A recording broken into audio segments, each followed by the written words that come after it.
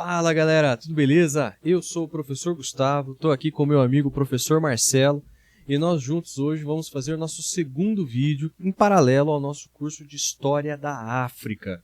Então, se você perdeu a aula presencial, o professor Marcelo já deu 2 aulas do nosso curso, você vai poder ver pelo menos parte do que foi discutido nessa aula. Se você assistiu a aula presencial, melhor ainda, você vai ter um complemento, uma discussão extra, para você poder refletir ainda mais sobre esse tema tão importante que é a história da África. Não é isso, professor Marcelo? Seja muito bem-vindo. Obrigado, valeu pelo convite. Então, acho que a primeira pergunta, Marcelo, que é a mesma pergunta que eu fiz para o Morrinho, mas acho que você vai ter uma perspectiva diferente, né, para passar para a gente. Por que estudar história da África? Por que é importante para um aluno da terceira série, para um aluno do pré-vestibular, estudar o continente africano? Detalhe, a gente já sabe que isso cai no vestibular. Então essa já é uma boa justificativa. Já matou metade da minha resposta. Né? Mas além disso, né, do ponto de vista da cidadania, do ponto de vista da educação, por que é tão relevante, tão importante a gente estudar a história da África hoje? Bom, além da questão educacional, de vestibular, que é importante pra caramba, nós temos uma lei que obriga, né, ao ensino de história da África no ensino regular. A gente tem uma população que majoritariamente é composta por pessoas que se entendem como negras ou pardas e são afrodescendentes. Isso, obviamente, o Morrinho vai comentar em outro momento, a pessoa da geografia vai comentar. Mas qual a consequência de você ter uma população majoritariamente, mais de 55%, se eu não me engano, né, é que se auto-reconhece como negra ou parda e, portanto, afrodescendente em alguma proporção. Qual a consequência disso historicamente? Nós temos uma cultura, né, que dialoga muito com a cultura africana. A cultura brasileira, ela tem 3 matrizes, né? Revisitando lá atrás o Gilberto Freire, a matriz africana, a matriz europeia portuguesa, enfim, basicamente ibérica, e a matriz indígena, né? Só que do ponto de vista de população, proporcionalmente falando, a gente tem uma população que é representada em grande parte por afrodescendentes. Consequentemente, né, nós temos uma cultura que dialoga diretamente com a África. E se a gente hoje tem um presente com essa composição, nós precisamos saber de onde isso veio. Que é para que a história existe, né? A história existe para a gente poder entender o presente. Mas a partir de uma perspectiva passada. Então, é extremamente importante para que a população que se considera descendente africano se veja reconhecida, se sinta identificada com o Brasil. Nós precisamos entender isso. Quem somos, né? Que civilização nós vivemos. E por que existe uma subrepresentação da população negra? Eu acho que principalmente por conta disso. Por que existe uma subrepresentação da população negra nos espaços de poder? Porque existe uma subrepresentação da população negra, por exemplo, na televisão, né? Em alguns espaços de privilégio que nós temos. Então, acho que estudar o início de forma ainda, tudo bem, muito básica, a história africana, é a gente começar a entender o porquê dessas incongruências da sociedade que a gente vive. Entendo perfeitamente e concordo. Seguindo nessa linha, para a gente buscar entender essas incongruências, né, eu acho que tem uma visão muito difundida, principalmente a partir do século XIX, ao longo do século XX, de que a África era um continente selvagem até a chegada dos europeus lá. Como se a partir do século XV, XVI, XVII, por aí vai, quando chegaram portugueses, espanhóis, ingleses, franceses e toda a trupe europeia, como se eles estivessem levando a civilização para a África. Eu acho que essa visão foi muito construída ao longo do período colonial e difundida ao longo do período imperialista e tudo mais. Olhando para a história do continente africano, essa visão se sustenta? Não. Por que não?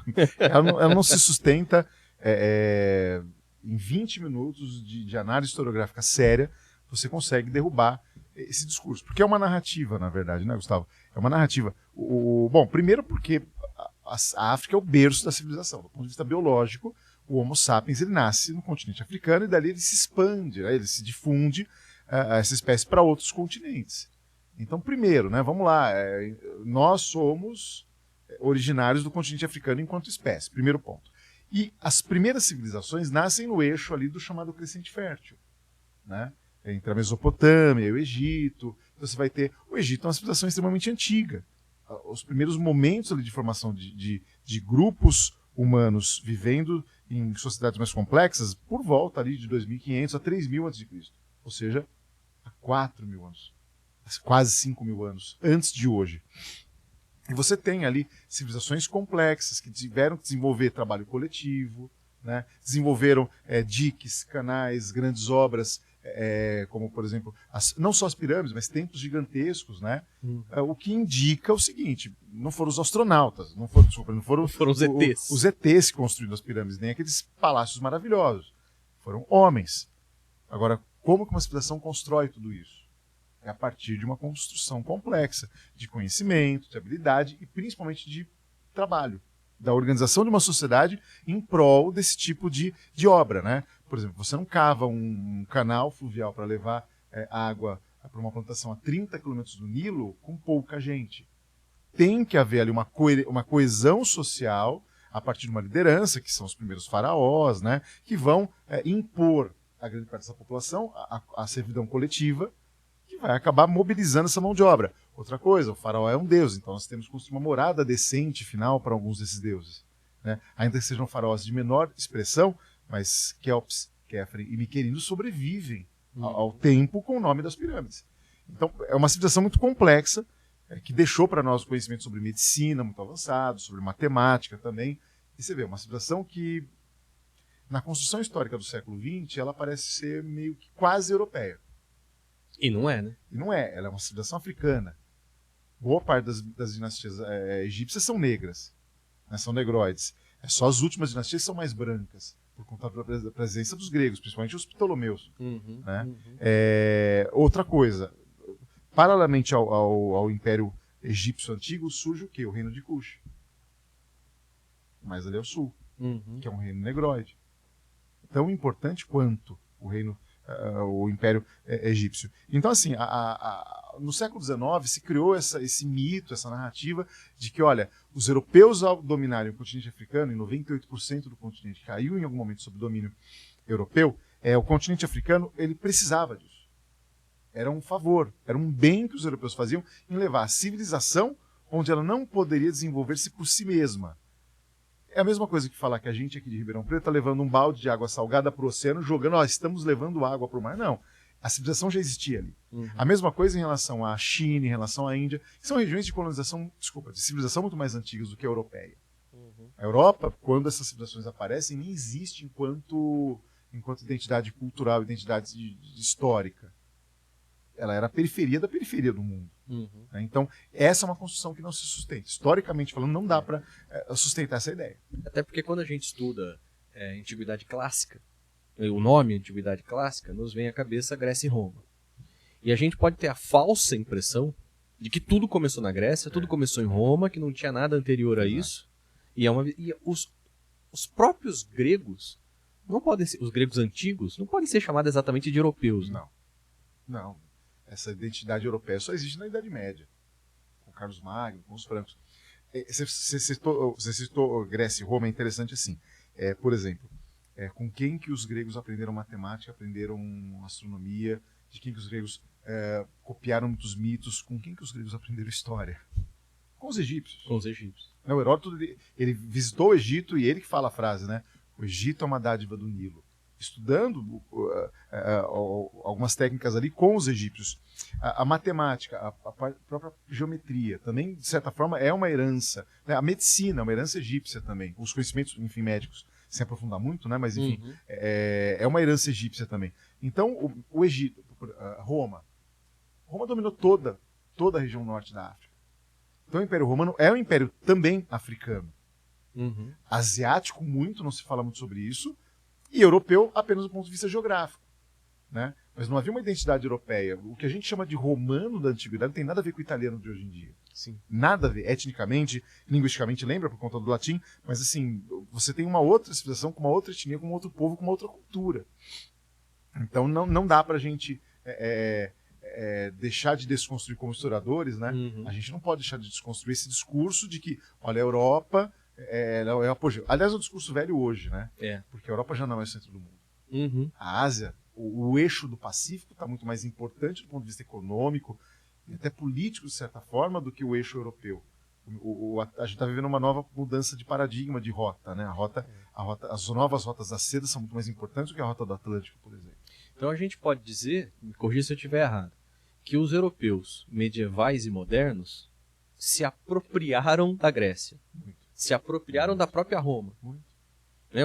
São duas culturas importantes, como todas as outras, mas que tem uma influência africana e uma influência asiática, que normalmente não aparece nos livros didáticos mais tradicionais. Enorme, com certeza. É? Com certeza.